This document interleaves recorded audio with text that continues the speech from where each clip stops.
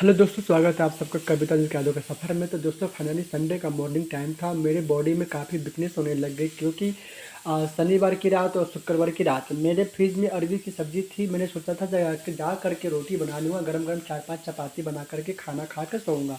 पर जैसे ही बिस्तर पे हाथ पैर धो के गिरता हूँ मुझे नींद आ जाती है और नींद खुलती है सुबह के 4:30 बजे।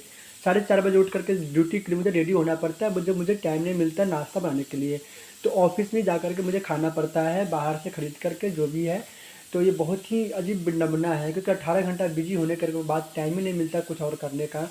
फाइनली मैंने फटाफट उठ करके दुकान जा करके अनार का जूस का एक डब्बा लेके आया। तो सबसे पहले मैंने नमक चीनी का घोल पी लिया था। 2 गिलास पानी पी करके नमक चीनी का घोल पीने के बाद अनार का जूस 1 गिलास पिया। उसके बाद मैंने चाय चढ़ा दिया, ना घर में झाड़ू लगाया ना कुछ, चाय चढ़ा दिया। चाय उबलने लग गई। उसके बाद मैंने इधर ओट्स बना करके ढक दिए थे और ब्रश करने लगा था। ब्रश करके मैं देखा ओट्स अपना काम कर चुकी है, यानी कि ओट्स सेट हो चुका है, वो अच्छे से खिल चुका है ओट्स। जब चाय भी उबल चुकी है तो हम चाय और ओट्स का नाश्ता करेंगे। और मेरे पास पापे हैं, फिलहाल अभी इतना ही करेंगे। और ये केला है, तो मैं जब आज़ादपुर निकलूँगा बस डिपो के लिए तो वहाँ पे जाने से पहले मैं केले खाऊंगा। अभी बज रहे हैं 8:30 पौने 9 बज रहे हैं और यहाँ से मैं 10 पौने 10 में निकलूँगा यहाँ से। तो ये केले खा लेंगे। तो ओट्स, चाय और टोस्ट या रस जो भी बोलते हो आप लोग, उसके बाद मैं 3 केले खा लूँगा। ये है पापे। और उसके बाद मैं जाऊँगा डीटीसी बस का पास बनवाने। तो ये देखिए, ये हमारा मसाला ओट्स है सफोला का जो 18 रुपये का पाउच आता है।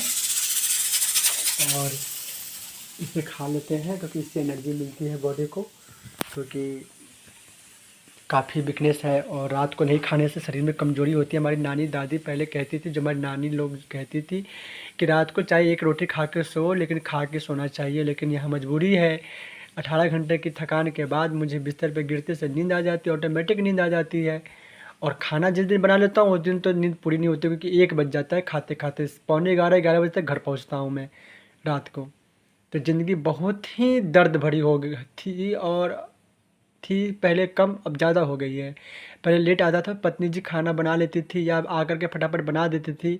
नींद आ भी जाती तो उठा करके अपने हाथों से मुझे मुँह में खिलाती थी, डाँटती थी जैसे कि माँ बच्चों को डाँटती है।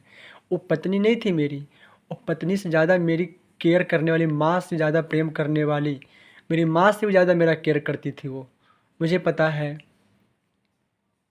वो पत्नी के रूप में एक देवी थी मेरे लिए। मैंने जो खोया है उसकी पूर्ति तो शायद जीते जी मैं कहीं से नहीं कर पाऊँगा।